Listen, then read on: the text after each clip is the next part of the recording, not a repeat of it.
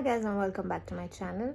So right now I'm feeding her and I'm alone in this room, and it got me thinking about a lot of things.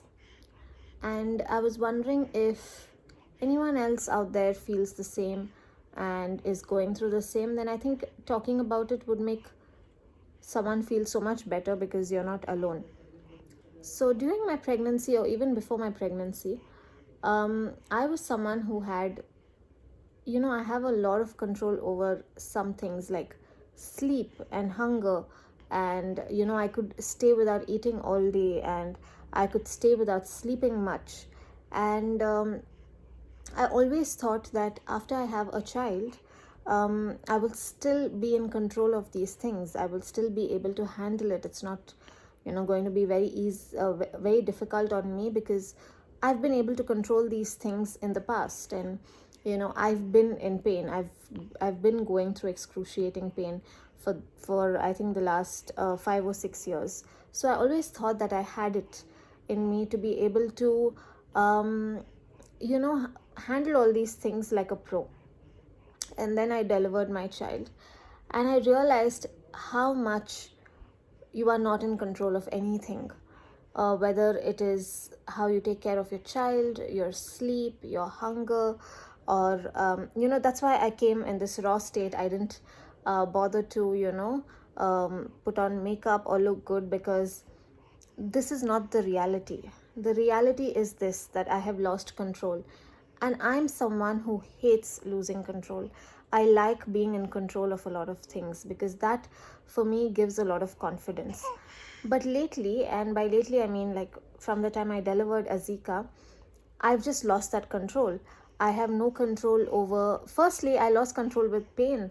I was someone with really high pain tolerance. I would avoid taking painkillers as much as I could because I could handle the pain.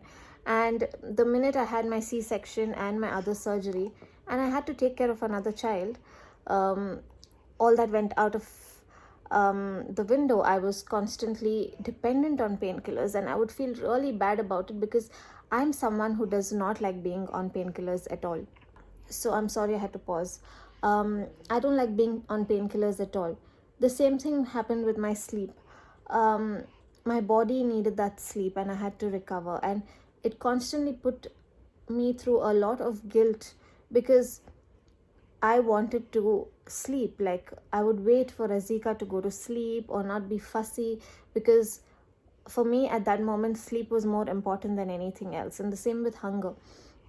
And then I realized that how much guilt um, we mothers must be going through because of it. How much of that feeling of selfishness, even though you're not selfish, but your brain just plays with you. Your mind just plays games with you, and you feel selfish. You feel like you're not doing enough for your child. But let me tell you one thing, that no matter what you are doing, no matter how much you are doing enough, and you are doing great. Going through postpartum is one of the most difficult things I faced. Like, I've had endometriosis for many years, and I've had to go through excruciating pain because of it.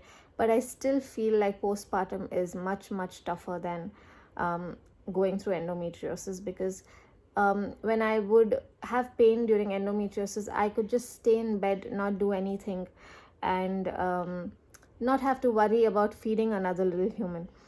But with postpartum, even if I'm in pain, even if I'm having those bad days, I still have to get up, I still have to feed Azika. The other things are all taken care of. I'm very, very blessed that way.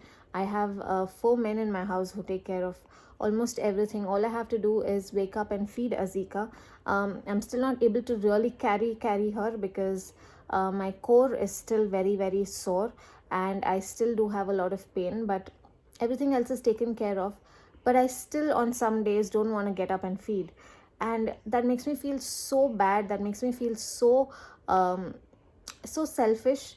But then I realized that it's because your body is going through so much already, and you still have to be selfless and get up and take care of somebody else, or something as simple as breastfeeding.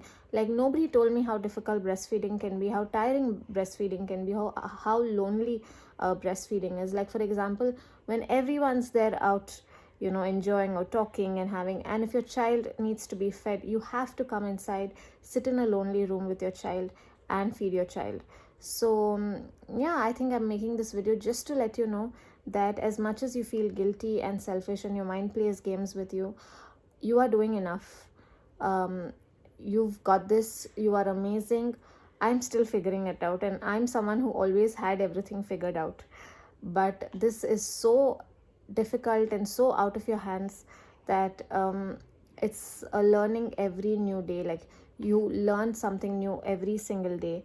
And yeah, so yeah, that is what I wanted to say. I'm breastfeeding my child, and this is what I was thinking about, because right now in my circle a lot of women are pregnant who gave birth and all of that, and I wonder if every mother out there goes through these feelings. And if you are going through these feelings, don't be really hard on yourself. Don't think that you're not good enough or you're not doing enough. As much as I feel that every single night that I'm not doing enough, I know that I'm doing the best I can, and I'm going to figure it out. So that's it. I will meet you guys in my next video. Until then, bye.